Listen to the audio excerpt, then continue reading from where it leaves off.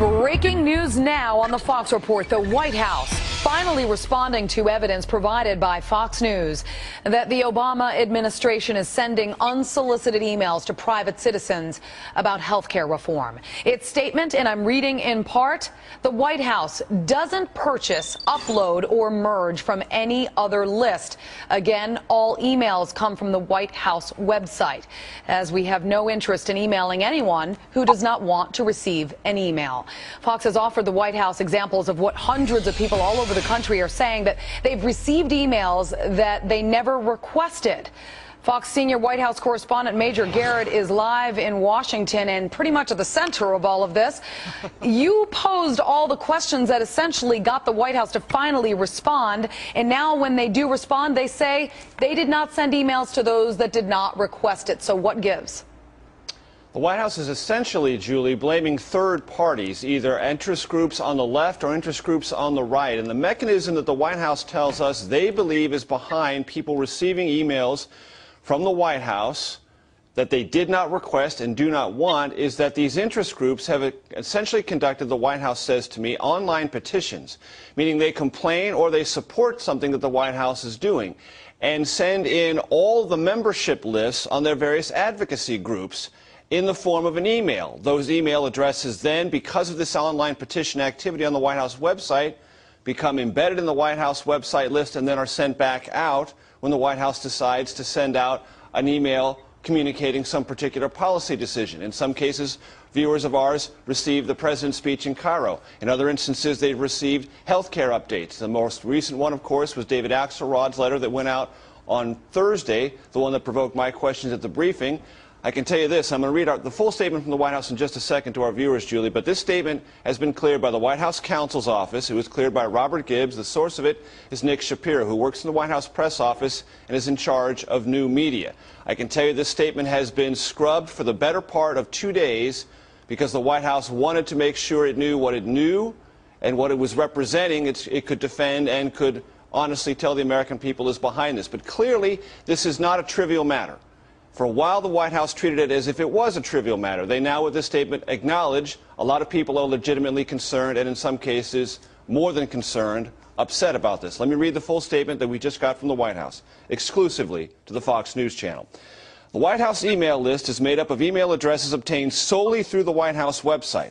As you said, Julie, the White House doesn't purchase, upload, or merge from any other list. Again, all emails come from the White House website, as we have no interest in emailing anyone who does not want to receive an email. If an individual received the email because someone else or a group signed them up or forwarded the email, we hope they were not too inconvenienced.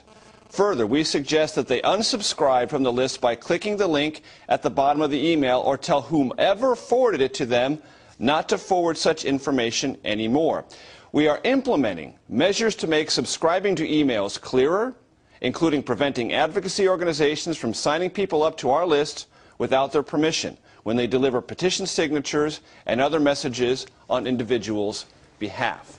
That's an acknowledgement, Julie, that this is a problem, that the White House has now begun internal operations within its website management to try to deal with this problem and remedy it to the degree that it can going forward. What I'm told they're going to try to do is seek out and block these online petition activities so what people receive, they sign up for on a one-to-one basis. There cannot be blanket movements of online petitions into the White House website because at this hour, that's what the White House is saying is probably behind many of these emails. I will say this. I have talked to people, and you may have also, Julie, who say they are not members of any organization and have not been advocating or through the membership in any group advocating on any particular part of the health care debate or anything else, and yet still receive these emails. They might be at home if they're hearing this, still a bit curious about this, but that's the White House statement. 4 days since this issue arose, and for the better part of 2 days, this statement I just read being scrubbed by the White House, approved by the White House counsel's office, and by the White House spokesman, Robert Gibbs. Major, I just want to go back to one of the sentences in the quote of the spokesperson's statement here. If an individual received the email because someone else or a group signed them up or forwarded the email, we hope they were not too inconvenienced. What at this point, responsibility is the White House taking, if any at all, to the fact that David Axelrod is the person who allegedly sent these unsolicited emails out, that his name is on a lot of these emails that are being sent to people without them signing up to anything? Well, of course, this is not coming from David Axelrod's personal email account at the White House. David Axelrod, for folks who may not be aware, is a senior advisor to the president. He is his closest political advisor, has been for years. The email that was sent under David Axelrod's name on Thursday came from a messages link at the White House. One of the reasons for that, Julie, is if it had come from David Axelrod's actual email address at the White House, it would have had to have been archived for all time under the Presidential Records Act. This messages@whitehouse.gov email address may not fall under that kind of archiving protection because the law may not cover what you would regard as generic blanket email addresses rather than the specific White House staffer email address. What the White House says is they're going to continue to communicate with folks on policy matters through David Axelrod and others, but if people don't want it, take some steps at their end. But the White House is also saying it's going to take steps on its end to prevent what many people, though this network has not called it, but some on the outside have called a spamming operation. I don't have any proof one way or the other if it's a spamming operation. Clearly the White House is saying if it looks like it, it isn't because of what it is doing, but what third-party groups, either on the right or the left, are doing to its website. Major Garrett, thank you very much. For more on this, I'm joined now by Brad Blakeman, former Deputy Assistant to President George W. Bush. Brad, thank you so much for talking to us. This late-breaking news coming in now, where the White House is essentially issuing a response to Major's questions earlier this week. Your reaction, first of all, to the White House, as Major just said, wanted to get to the bottom of this, find out exactly how it is that these emails got out there in the first place. Do you feel they're taking responsibility? They're not. No, I think they're passing the buck to third parties. They knew, Julie, quite well where these emails were going and how many they were sent out. People should come forward and let Fox News and others know whether they were victims of this spam email by David Axelrod and those who work at the White House. It's totally inappropriate, and as Major Garrett suggests, that this is a way also of getting around the White House Records Act. Totally inappropriate behavior by the White House, and quite frankly, I know one person who sent me an email. I wrote about it in Politico this weekend, unsolicited. They never contacted the White House, and they're offended by receiving unsolicited spam email from a high White House official. Now, this is video right now that we're showing where basically Major Garrett started this whole thing and called out Gibbs for these emails that were being sent out and this supposed list. And then, of course, Gibbs brought up the word list, and that's what sort of sparked this whole thing. One question that Major had and really never got answered was, how does the White House enforce or monitor adherence to its no spam policy? And I guess if this were the Bush administration, let's say, what kind of backlash do you think we'd be facing here? Getting personal emails from the White House unsolicited?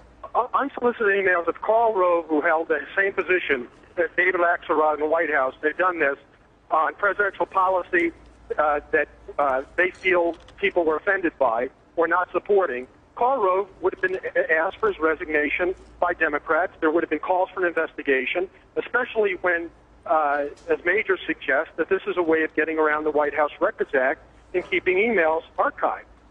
Totally unacceptable behavior, and I think we've got to keep the pressure on the White House to do more explaining. Certainly the explanation that was given today through the White House counsel's office, the press office, is unacceptable. Major, I don't think that all those hundreds of people that received these unsolicited emails find this statement acceptable. The president lately has been as if he's recampaigning for presidency these days. He's all over the country trying to sell us on health care reform. Tomorrow he's going to be at the VFW convention at 2 o'clock speaking there. Do you think that the American public, especially those who received all these emails, need to hear from the president? Will the president address this, or will he just let his White House staff do it? I doubt it very much. I doubt it very much, Julie. He's going to be on that VFW speech and getting back to Washington working on health care. One thing I just want to address, I don't know the law on the Presidential Record Act well enough to know that if this generic messages@whitehouse.gov is covered or not. All I do know for a fact is that if it had come from David Axelrod's White House email address, it would have to be. I'm not suggesting anything is either being circumvented or not. I just don't know whether or not. I think it might be a gray area in the Presidential Records Act. I just want to make that clear before we sign off tonight. All right, Major Garrett, thank you very, very much. Brad Blakeman on the phone, thank you as well. We appreciate both of you coming on. The White House, late at this hour, responding to those unsolicited emails received by many of you watching right now. Well, there's your explanation. Much, much more on this story, though, on foxnews.com. Now you know the news this Sunday, August 16th, 2009.